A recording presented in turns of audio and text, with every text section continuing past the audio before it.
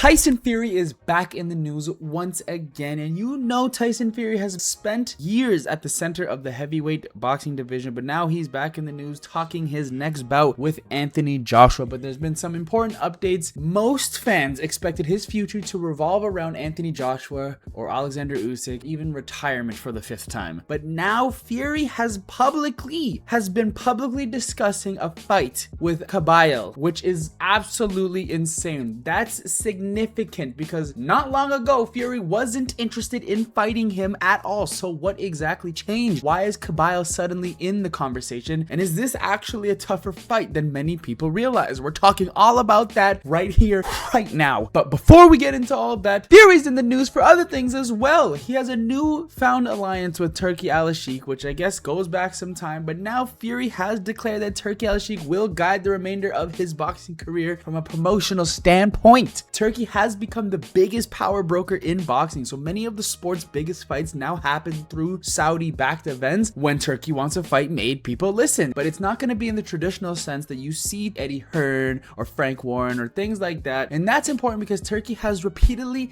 emphasized making the biggest and most meaningful fights available. So where does Kabayel fit into that picture? So who exactly is Agit Kabayel? Casual fans may not know him. Hardcore fans definitely will know him. He's got an undefeated record, WBC interim champion. He's got wins over Frank Sanchez, Zhilei Zhang, and Arslanbek Makhmudov. A lot of pretty notable wins. Every time Kabayel gets a step up in competition, he wins. He wins convincingly as well. He keeps proving the doubters wrong time and time again. Agit Kabayel may be the least famous elite heavyweight in boxing, but he's rapidly becoming one of the most respected boxers in the heavyweight division. There's no question about that. So why has Fury changed his tune? So previously Fury indicated he wasn't interested in any fights with Kabayel, and he's constantly talked about Alexander Usyk and Anthony Joshua and revisiting a fight with Usyk and revisiting those discussions. Now we've been down this road before where a contract gets sent to Tyson Fury's camp, or Fury's camp sends a contract to Joshua's camp, and then it just dissolves and nothing happens. We've seen Fury and Usyk a few times already. As a fan speaking, I was done with the whole Joshua and Usyk chapter with Tyson Fury's career. I was ready to move on. You know, we wanted to see something fresh, something interesting. So he often spoke about Joshua, spoke about retirement as well. He focused on legacy fights. Now, Fury is mentioning Kabayel publicly. Fury is discussing a world title scenario involving Kabayel. Fury appears much more open to that matchup nowadays, but you know, someone needs to have the title. As an interim champion, that's a perfect fight for Kabayel.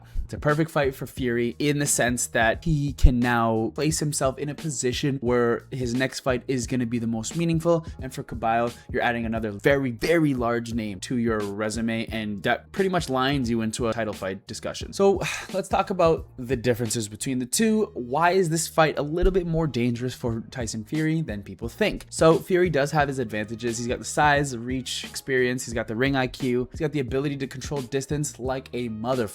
Kabayel's got a lot of advantages his way, man. He's younger. He's way more active. He's a pressure fighter, elite body puncher, absolutely elite body puncher, and incredible stamina for a guy of his stature. So most heavyweights do try to knock Tyson Fury's head off. I'm gonna go off on a limb here and say Kabayel's gonna attack the body. That's exactly how he broke down Zhang, who was a substantially larger man, and that's exactly how he broke down Makhmudov, who's also a substantially larger man. And body pressure has historically been one of the hardest styles for aging heavyweights to deal with, and that's kind of the criteria that fits for Tyson Fury here. So the real story is it isn't really Fury versus Kabayel. It's that heavyweight boxing is changing. For years, it was Fury, Josh, Wilder, Usyk. Even though Fury, Wilder, and Usyk are the only ones that made fights happen, that's a shot at Anthony Joshua, by the way. A new generation is arriving, and Kabayel may be the first fighter from that group forcing his way into that spotlight. Now, whether the fight happens or not, the fact that Tyson Fury is even talking about Agit Kabayel tells you everything you need to know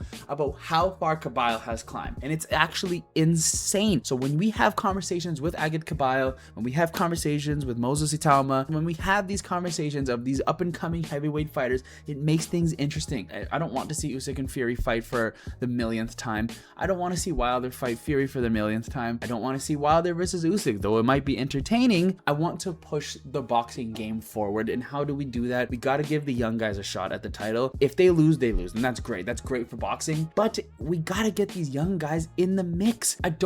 As much as Fury and Joshua would be a great fight to watch, I would have rather watched that fight 7 years ago, like when they were both in their primes, and the discussion was really hype around those two boxers. Seeing that fight now will be great, it would be awesome, but that's only like, having that fight being made now would be equivalent to just basically scratching an itch that you didn't get a chance to before. It's the itch is now gone, and then it's like, now what? My hope is that we push boxing forward by having anyone on that list of Fury, Joshua Wilder, and Usyk fight anyone like a Moses Itam or Agit Kabayel, or having any of the younger guys fight one another. That to me does way more for the sport of boxing than having revisiting of Fury and Joshua possibility fight, where like, sure, maybe Fury wins, maybe Joshua wins, but then so what? These guys are 37 and 38. Like, those fights should have happened many years ago is the main point I'm trying to say now. So my final talking points here are going to be, if a Fury or Joshua decides to fight, if a Fury or Joshua lose that fight,